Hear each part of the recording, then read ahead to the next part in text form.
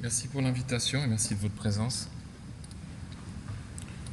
Donc je vais être assez bref, je vous parle principalement d'une étude qui concerne la prévention de l'insuffisance rénale aiguë et puis la question est d'importance puisque vous savez tous à quel point les moyens préventifs de l'insuffisance rénale aiguë sont rares, voire inexistants. Je vous donne un petit mot de contexte et puis pour aujourd'hui on va parler d'insuffisance rénale aiguë mais spécifiquement dans le contexte de la chirurgie cardiaque et cardiovasculaire. Et cette chirurgie cardiaque, c'est le second pourvoyeur d'insuffisance rénale aiguë aux soins intensifs. Le premier étant le sepsis, bien sûr, comme on le sait.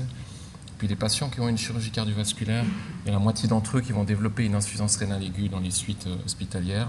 Et une dialyse sera nécessaire chez 5% de ces patients environ. Alors la physiopathologie de l'IRA associée à la chirurgie cardiaque, elle est assez variée, assez complexe, mais globalement, on va retrouver notamment des facteurs qui sont assez spécifiques de la circulation extracorporelle, avec des phénomènes d'hémolyse dus au circuit extracorporel, avec une circulation plutôt à basse pression, à bas débit, et avec une absence de pulsatilité, et puis aussi des phénomènes d'ischémie-reperfusion qui vont induire un stress oxydatif, et puis tous ces phénomènes vont induire d'une part une vasoconstriction et puis un défaut de perfusion fonctionnelle au niveau rénal, mais aussi directement des lésions cellulaires pour finalement donc aboutir à des lésions de nécrose tubulaire aiguë et à la manifestation clinique de l'insuffisance rénale aiguë telle qu'on va la constater dans les unités de soins. Alors qu'est-ce qu'on peut faire pour prévenir l'IRA associée à la chirurgie cardiaque? Pas grand-chose, comme vous en doutez. Ici, c'est une table qui est extraite d'une méta-analyse de réseau qui a recensé la plupart des interventions qui ont été testées dans cette indication. Et puis, globalement, je pense qu'il faut dire que le niveau d'évidence est globalement faible, voire très faible. Et puis, figure tout de même sur cette table que je vous ai entouré les acides aminés, là, avec dans cette revue un niveau d'évidence, enfin l'absence d'évidence pour un effet préventif efficace dans cette indication. Alors finalement, qu'est-ce qu'on fait pour ces patients? Il s'agit d'abord d'identifier ceux qui sont au risque, d'abord sur la base de marqueurs cliniques, du tableau clinico-biologique général, et puis on peut aussi s'aider plutôt dans des contextes de recherche, mais de biomarqueurs qui servent à stratifier le risque de ces patients de développer une insuffisance rénale aiguë dans ce contexte. Et puis une fois qu'on a identifié les patients à risque, il s'agit d'appliquer le plus strictement possible les recommandations KDIGO internationales sur la néphroprotection dans l'insuffisance rénale aiguë. Et puis ça consiste principalement à éviter, arrêter les agents néphrotoxiques, à maintenir une stabilité hémodynamique qui soit la meilleure possible, puis bien sûr à monitorer les patients en ce qui concerne les chiffres de créatinine, mais bien sûr la diurèse également. On a toutefois des données qui sont relativement encourageantes, des données récentes. Là, c'est un petit papier de 2024, donc je dis petit papier parce que l'étude est relativement de petite taille. On a 66 patients ici, 33 dans chaque bras. C'est une étude monocentrique japonaise. Et puis, on est toujours dans ce contexte d'insuffisance rénale, de prévention de l'IRA post-chirurgie cardiovasculaire. Et là, les auteurs ont, dans le groupe intervention, perfusé des acides aminés pour tenter de prévenir la survenue d'une IRA dans ce contexte. Le groupe contrôle avait un placebo. Et puis vous voyez en effet que le hazard ratio à 0,44 là en faveur de l'intervention. Donc on a une diminution du risque relatif qui semble assez importante grâce à la perfusion d'acides aminés dans ce contexte. Mais bon, il faut bien sûr noter que la taille d'échantillon est faible, l'intervalle de confiance est important, voyez entre 0,2 et 0,95. Ce qui m'amène au papier du jour, donc c'est l'étude de protection, qui s'intéresse à la même question, en fait, à la perfusion d'acides aminés en prévention de l'insuffisance rénale aiguë dans le contexte de chirurgie cardiaque. Donc je vous ai mis ici un petit extrait que j'ai légèrement modifié du visual abstract de l'étude en question, qui est paru dans le New England en 2024. Donc c'est une étude, c'est un RCT 2 bras classique, double aveugle, 22 centres, Italie, Croatie, Singapour. Alors il faut noter, je pense que c'est quand même une étude principalement italienne. Je crois qu'il y avait 1 ou 2 centres en Croatie et un centre à Singapour et tous les autres centres étaient italiens. Les patients ont été recrutés en 2019 et 2024, 3500 patients au total qui avaient tous une chirurgie élective, ce n'était pas des chirurgies urgentes, et tous avaient recours à une circulation extracorporelle, un bypass cardiopulmonaire. Puis en ce qui concerne les critères d'inclusion et d'exclusion, c'était assez simple, il fallait être majeur bien sûr, il fallait que la durée de séjour attendue aux soins intensifs dépasse un jour, enfin soit d'un jour au minimum. En ce qui concerne les critères d'exclusion, ils étaient assez limités. On a exclu les transplantés rénaux, on a exclu les femmes enceintes bien sûr, et puis on a exclu les insuffisants rénaux sévères en dessous de 30 de GFR au baseline. Ces patients étaient écartés de l'étude. L'intervention, donc c'est une infusion d'acide aminé, 2 grammes par kilo de poids idéal par jour, dès le post-op immédiat jusqu'à la sortie des soins intensifs, prévu sur 3 jours ou jusqu'à la sortie des soins intensifs si celle-ci a lieu plus tôt, comparé à un placebo de Ringer. Et puis en ce qui concerne les outcomes, donc je pense qu'il faut quand même noter que l'outcome primaire, c'est un outcome relativement mou, si j'ose dire, puisque c'est l'apparition d'une IRA intra-hospitalière. Et en revanche, en ce qui concerne les outcomes secondaires, là, on a des outcomes durs plus intéressants cliniquement, avec notamment le recours à l'épuration extra-rénale et la mortalité.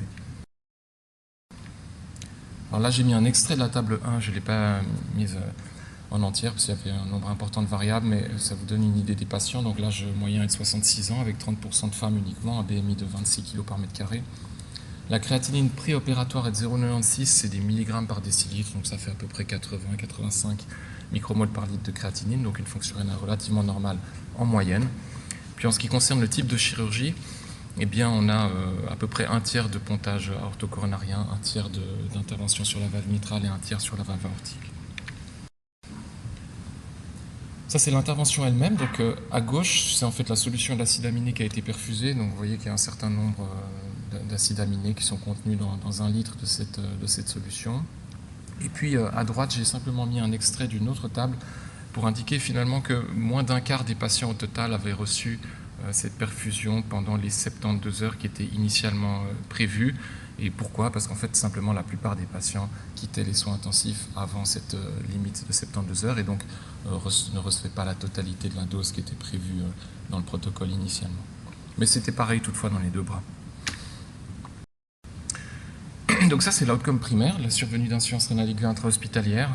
Donc vous voyez, l'étude, elle est assez clairement positive. Hein. On a un hazard ratio de 0,85, autrement dit une réduction de risque relatif de 15% en faveur de l'intervention, de la perfusion d'acide aminé, puisque quand on perfuse des acides aminés, on a 26% de survenue d'IRA intra-hospitalière, et quand on perfuse un placebo, on a 31% de survenue d'IRA.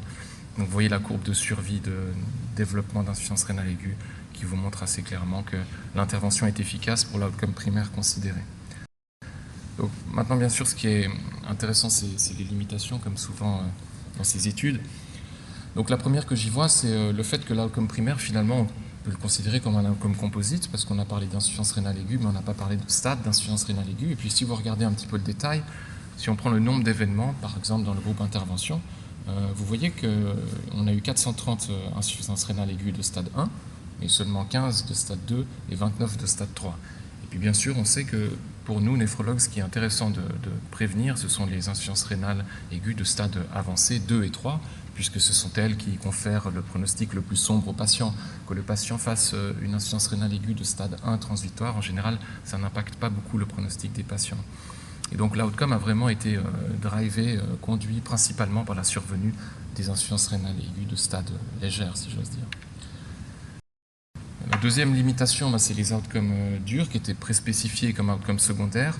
Donc l'étude n'était pas designée pour répondre à ces questions cliniques en première intention, hein, donc la puissance n'était pas là, mais tout de même, je pense qu'il faut remarquer que tous ces outcomes sont négatifs, il n'y a pas particulièrement de signal protecteur ici, donc le recours à la dialyse, la durée de dialyse, la durée de ventilation mécanique, la durée de séjour aux soins, la durée de séjour intra-hospitalière totale et la mortalité sont tous des outcomes clairement négatifs, sans différence significative entre les deux groupes.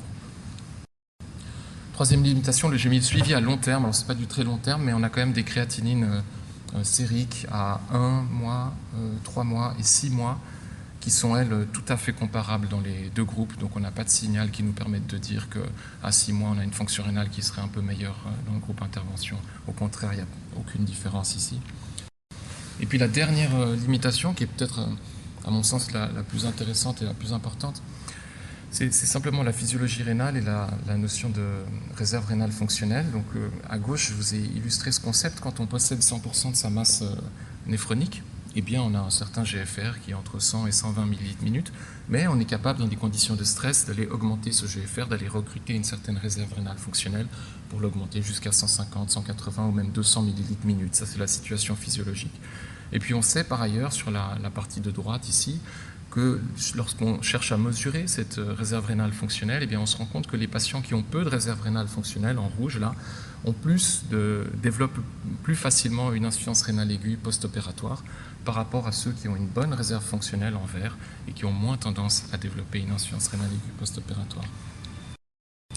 Et puis le point, je pense, capital à comprendre, c'est que, comme je vous l'ai indiqué en haut à droite, le fait de perfuser des acides aminés ou simplement de donner une charge en protéines, c'est un moyen très simple et très efficace de recruter cette réserve rénale fonctionnelle, et ça on le sait depuis des décennies, par différents mécanismes. Il y a des mécanismes simplement hémodynamiques tubulaires et puis d'autres qui passent par des voies plutôt endocrinologiques, mais toujours est-il qu'avec une charge protéine et un apport en acides aminés, on va faire une vasodilatation de l'artériole afférente, on va augmenter son GFR de manière artificielle ou en tout cas fonctionnelle, et donc la créatinine va baisser. Et ça, c'est un test très simple de réserve rénale fonctionnelle. Et donc, au final, ce qui a pu se passer dans cette étude, peut-être qu'on a perfusé des acides aminés, qu'on a recruté une certaine part de réserve rénale fonctionnelle, et que la créatinine, du coup, est un peu moins montée dans le groupe intervention par rapport au groupe placebo, finalement sans qu'on ait eu aucun impact sur l'aspect des lésions structurelles, qui sont les lésions, bien sûr, qui nous intéressent le plus. Et dans cette étude, il faut noter qu'on n'a pas du tout de données sur d'éventuels biomarqueurs de lésions structurelles qui n'ont apparemment pas été dosés. Donc ça ne nous permet pas d'aller plus loin dans la réflexion. Voilà, donc j'en viens déjà à la conclusion. Donc ça, je pense qu'il faut dire que ça reste une grande étude positive sur une question clinique de grande importance. Personnellement, je pense que les arguments sont insuffisants pour induire un changement de pratique à ce stade. Et en revanche, probablement que ça peut ouvrir la voie à d'autres essais qui seraient basés sur des outcomes plus durs ou éventuellement sur l'évaluation de biomarqueurs de lésions structurelles. Puis comme dernière dia, je vous fais juste un peu de publicité pour le World Kidney Day. Donc c'est la semaine prochaine, 12 et 13 mars. Surtout le 13, jeudi 13. Donc le mercredi 12, on fait un peu de dépistage de maladies rénales chroniques à Balexer. Et le 13, on a une marche au départ des HUG jusque vers le bord du lac. Et puis surtout une série de conférences et de stands à la maison de l'enfance et de l'adolescence, suivi d'un apéritif. Donc ça sera à compter de 16h30, jeudi 13 mars. Merci beaucoup.